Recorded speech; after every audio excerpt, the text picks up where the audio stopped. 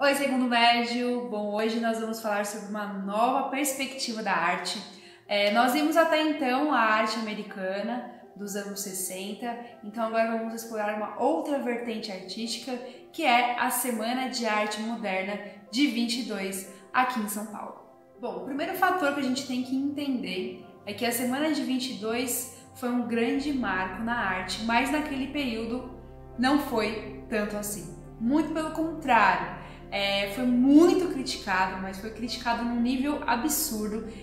Aqueles artistas foram cancelados por muito tempo e só depois de muitos anos que eles viraram aí artistas renomados. Mas naquele período foi muito pelo contrário, eles foram criticados. Então vamos tentar entender primeiro o contexto em que está inserido essa semana. Primeiro fator importante, aquele contexto daquele ano foi o centenário da independência do Brasil, o fim da Primeira Guerra Mundial, que foi em 1918, então o Brasil estava recebendo muitos imigrantes ainda. O Brasil estava num período de industrialização, então as grandes cidades começavam a se industrializar e se renovar, e os burgueses, quem tinha dinheiro naquela época, os seus filhos iam estudar na Europa. Por conta disso, a nossa arte era totalmente influenciada pela Europa, mais conceituada no termo parnasiano. O que seria isso? Seria uma estrutura artística de Paris, da França, que foi enraizada aqui em São Paulo. É uma leitura mais clássica, então todos os textos serão mais rebuscados, as obras de arte vão buscar a realidade, retratar o país, então seria um conceito mais conservador da arte. E nesse contexto, os artistas que estão começando a estudar na Europa, eles se assemelham e se identificam com as vanguardas europeias, que eram as vanguardas artísticas que estavam nascendo no modernismo naquele momento. Antes de acontecer esse evento, mais precisamente 5 anos antes, no dia 19 de dezembro de 1917, Anita Malfatti, uma grande pintora brasileira, expôs seus trabalhos aqui em São Paulo, na frente do Teatro Municipal, e foi muito criticada por trazer o expressionismo francês, o expressionismo que estavam ditando os padrões estéticos da arte francesa naquele momento. E ela foi muito criticada, num nível dela ficar com pouco dinheiro e não ser tão reconhecida quanto merecia. E um fator muito importante que aconteceu de uma crítica foi do Monteiro Lobato, o autor do Sítio do Pica-Pau Amarelo. Ele era um escritor na época, um colunista da revista O Estadão de São Paulo, e ele criticou a Anita Malfatti falando que ela era uma ameaça da arte moderna na arte paulistana. Além de ter falado que ela era paranoica, que as pinturas dela eram paranoicas. Então ela foi muito defamada no meio da crítica, mas ela tinha grandes amigos como Oswald de Andrade, Mário de Andrade, que fizeram a Anita participar da Semana de Arte Moderna como uma resposta direta a Monteiro Lobato. Então vamos entender o que foi a Semana de 22, suas principais características. A primeira delas é que o evento ocorreu do dia 11 de fevereiro ao dia 18 de fevereiro, uma semana aí extensa, puramente de arte. O segundo fator, e um dos mais importantes, é a fusão das linguagens. Então foi um evento não somente de artes visuais, não somente da música, ele foi um evento conjunto.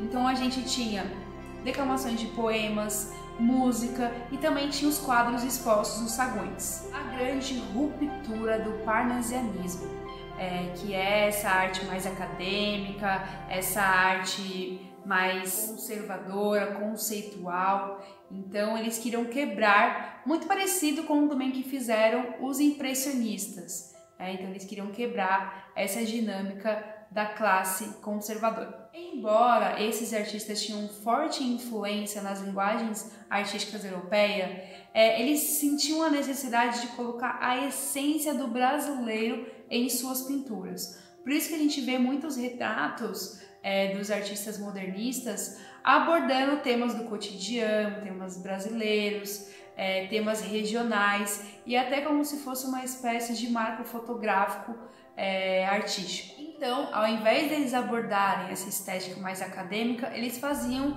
uma linguagem mais coloquial e cotidiana. Isso tanto na pintura, na escultura, na literatura e também na música. Quem idealizou esse evento?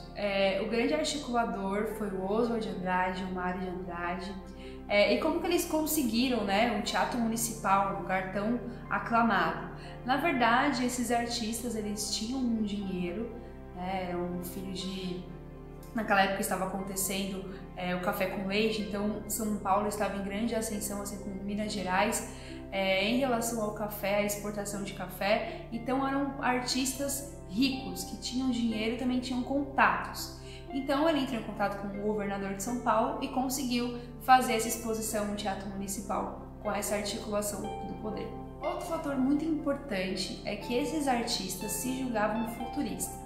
Futurista não no termo da linguagem artística futurista, porque a linguagem futurista ela tinha um aspecto nacionalista mais puxado para guerras, patriotismo, e não era essa a linha de raciocínio que esses artistas tinham.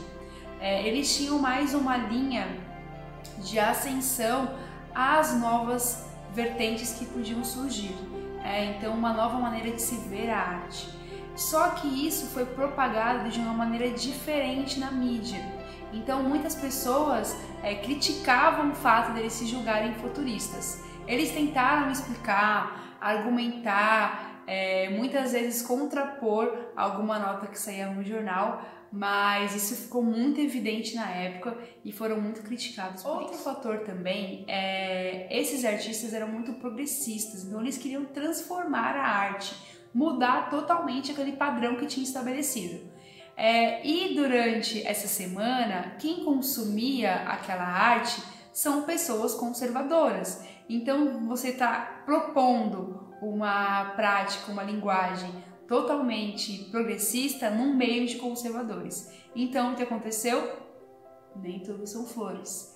Realmente teve muitas vaias. E era esse um dos propósitos de Oswald de Andrade e também de Mário de Andrade, que era criar um burburinho para essa semana ser um boom em São Paulo. Bom, no primeiro dia, o evento, a grande inauguração, foi uma palestra do Graça Aranha, que era um escritor, e lá ele abordava a estética da arte moderna.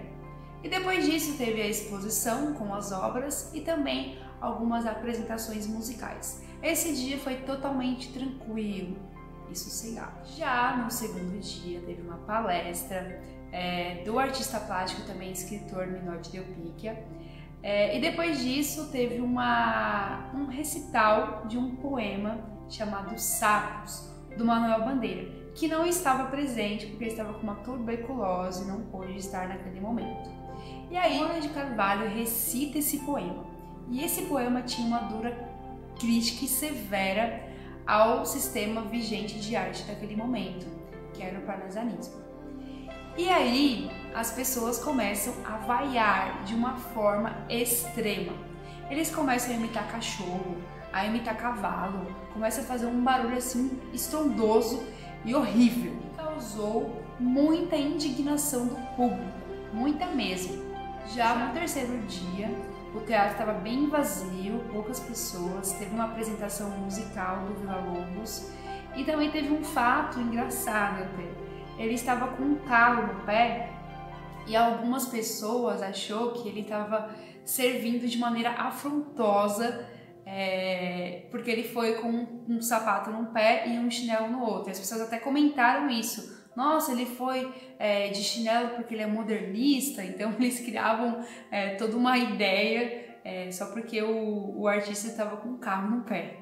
Então vamos conhecer os principais representantes que formam o Clube dos Cinco, os 5 artistas articuladores da semana de 22. Mário de Andrade, ele era poeta, prosador, historiador, musicista e na verdade um dos grandes articuladores do modernismo no Brasil. Oswald de Andrade, ele era poeta, dramaturgo e ele usava muito em seus poemas a linguagem do dia a dia, então muito fácil acesso.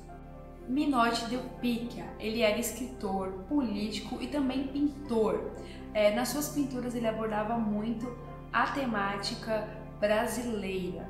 Tarsila do Amaral, pintora e escultora e também uma das articuladoras do movimento de antropofagia. A sua obra mais conhecida é o Abapuru, e ela não estava presente na semana de 22, pois ela estava estudando em Paris, na França. Mas as suas obras estavam lá. Anita Malfatti, pintora expressionista, foi professora, é uma grande inspiração do movimento modernista no Brasil, uma das grandes mulheres artistas que temos no Brasil, junto com a Tarsila, lógico, e a obra dela mais conhecida é a Boba. Vale ressaltar que a Anita Malfatti, ela foi praticamente a pioneira da arte moderna do Brasil, porque foi ela que fez a primeira exposição modernista datada pelos historiadores. Bom, gente, vamos agora conhecer algumas obras da semana de 22 desses artistas, alguns artistas que participaram também e que não foram mencionados no grupo 5.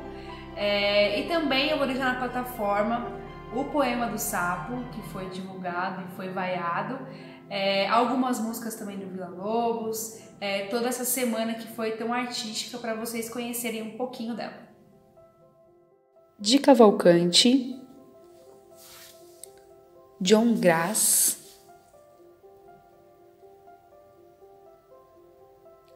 Oswald Guaidin, Vitor Brecheret,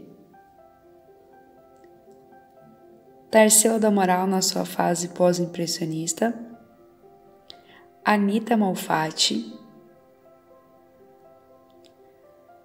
Wilhelm Hamberg, Inácio Costa Ferreira, Zina Aita, Alberto Martins Ribeiro e Delgardo Leão Veloso. Esse é o cartaz oficial da Semana de Arte Moderna de 22. E esse é o programa de um dos dias da Semana da Arte Moderna.